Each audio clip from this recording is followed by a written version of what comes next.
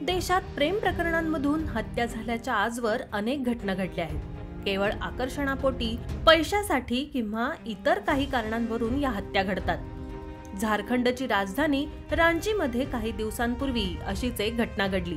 3 फेब्रुवारीला प्रियकरानं प्रेयसीसोबत निर्घृण कृत्य केलं। त्यानंतर पोलीस चौकशीत सत्य उघड झालं। रांची मधल्या मांडर पोलीस ठाण्याच्या कार्यक्षेत्रात एका जंगलात प्रियकरानं प्रेयसीचा खून केला आणि पुरावे नाहीसे करण्यासाठी दुसऱ्या दिवशी तिचा मृतदेह जाळण्याचाही प्रयत्न केला। गेल्या 3 वर्षांपासून हे एकमेकांच्या प्रेमात होते। मात्र प्रेयसीच्या वाढदिवशीच हत्येमागचं कारण ऐकून धक्का बसेल। हत्या करणाऱ्या माथेफिरू प्रियकराचं हत्येमागचं कारण ऐकून धक्का बसेल।